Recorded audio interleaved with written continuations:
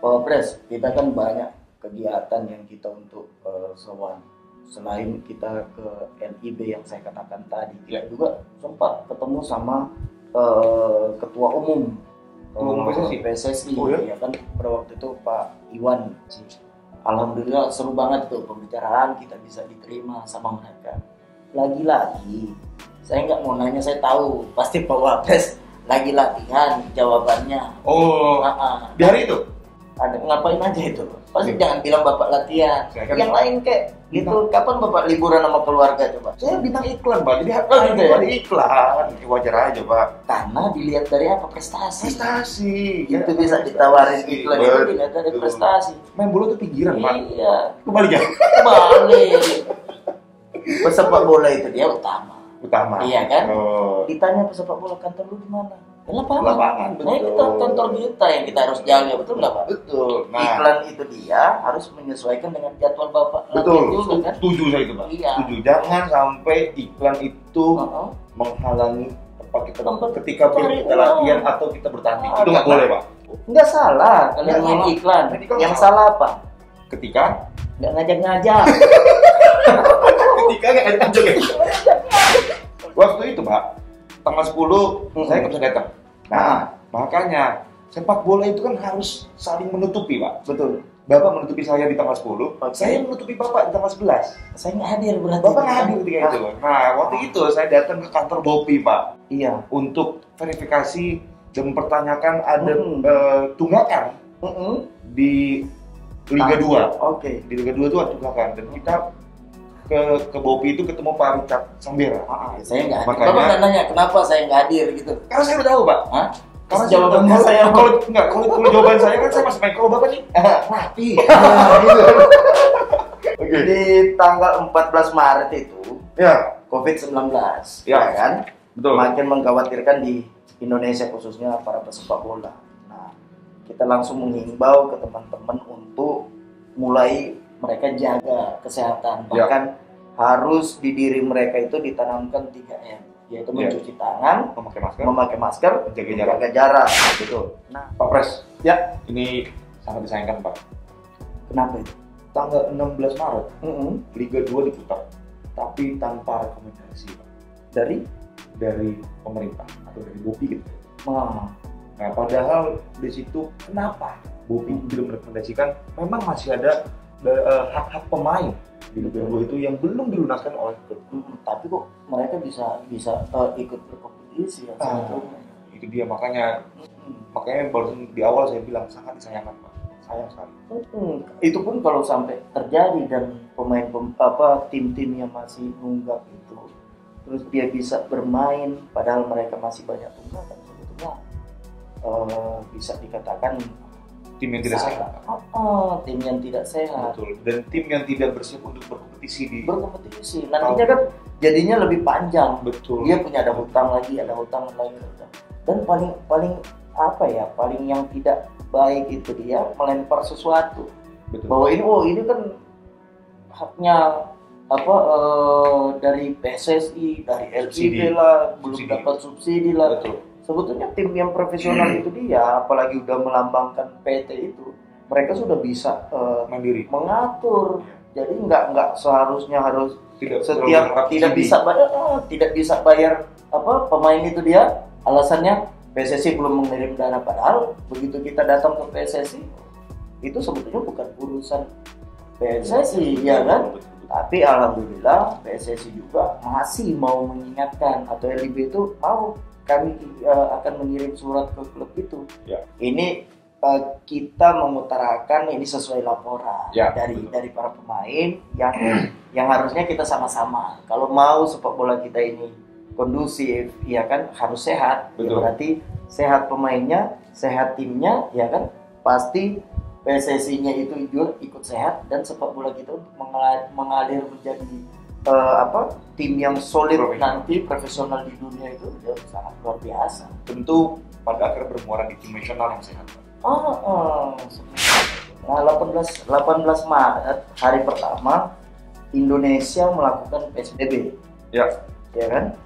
PSBB. Terus PSBB, APP pun mengajak mengajak teman-teman, kita mengajak teman-teman dan masyarakat umum untuk tetap mereka itu berada di rumah, ya kan? Stay at home. Kalau saya tidak salah itu terakhir saya main tuh Pak. Di pertengahan Maret terakhir kita Liga main, kita berhenti. Nah, habis itu sampai saat ini kita nggak main lagi. Nah, pesepak bola itu melakukan tetap harus menjaga kebugaran fisiknya. Salah satunya mungkin kita bisa melakukan latihan di rumah, entah itu kalau punya alat gym kita gym di rumah, atau punya treadmill kita treadmill di rumah. Pokoknya melakukan kegiatan-kegiatan olahraga yang bisa kita lakukan di dalam rumah. Oke, di tanggal 21 Maret itu kita mulai kampanye jaga kondisi Pak. Kita info atau merekomendasikan kegiatan-kegiatan yang bisa dilakukan di rumah pastinya Pak. Dan bahkan APPI itu dia kan dapat cara dari FIFPro di seluruh dunia kan untuk menjaga itu kan. Tapi itu juga nggak cuma menjaga kondisi fisik Pak. Yang paling penting itu mental. Karena sangat berbahaya kalau kita PSBB di rumah terus. Kita tidak melakukan kegiatan di luar rumah. Yang tadinya kita sering keluar rumah itu bahaya di mental Pak. Nah itu juga yang harus kita tahu. Teman-teman kita ini apa sih kegiatan apa? Kalau dia diam di rumah terus, kompor nggak meleduk. Ya kan berantem sama pemajikan. Piring terbang. Emang latihan kiper. Nah, Bapak Pres, di tanggal 28 itu akhirnya keluarlah SK dari PSSI nomor 48 skep _3 _2020 ya kan? Kita agak keberatan tuh sebetulnya. Kenapa urusan pemainnya itu nggak dilibatin? Bukan pemain ya, lebih ke asosiasi untuk kalau ada hal-hal misalkan kontra atau ada pemotongan itu bisa didiskusikan dulu di kita sebagai apa? Sebagai wadah atau sebagai perwakilan dari pemain, sehingga kita bisa memberitahu kepada pemain nanti ada SK seperti ini, kalian terima atau tidak, ya kan? Sehingga kita bisa menjembatani ini sehingga sepak bola kita itu dia terlihat clear. Terlihat clear dan tidak ada hanya menang sepihak. Ya betul. Ketika skep 48 itu Pak dikeluarkan, itu memang PSSI terlihat terburu-buru menurut saya Pak. Terburu-burunya dia tidak diskusi dengan kita.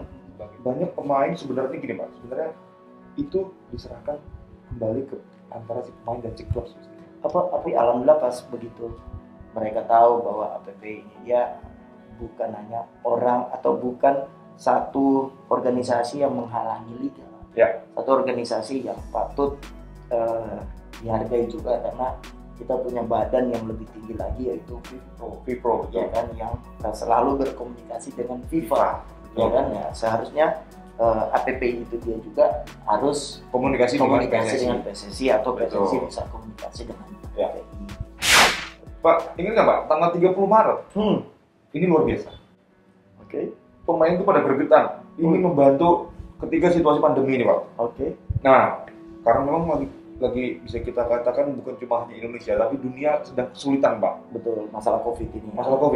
Akhirnya kita bersama dengan HIPMI, Himpunan Pengusaha Muda Indonesia, HIPMI Jaya melalui kitabisa.com mengumpulkan charity Pak. Charity untuk yang memerlukan. Betul. Itu. Nah teman-teman semua Pak pada dalam jersey Pak.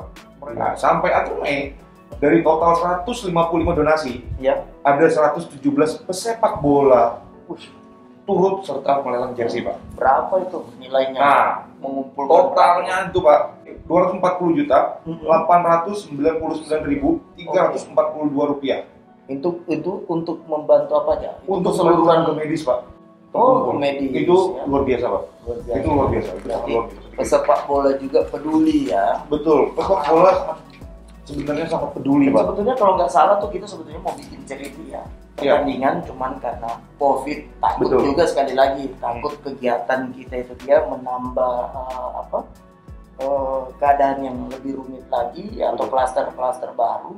Maka bagaimana caranya APPI itu dia bisa mencari ide-ide yang bagus dan akhirnya timbullah ide atas kesepakatan pemain-pemain itu betul terkumpul bahkan dan itu bukan uang yang kecil Pak. Iya. Ketika itu kita juga pemain ya. Pemain itu dalam masa kesulitan juga Pak. Tapi masih ingin membantu. Ya, bahwa dengan adanya miskomunikasi lah kita katakan di awal gitu ya, akhirnya dari pembicaraan itu kita mencari kesepakatan dan ada etikat baik dari proses mereka.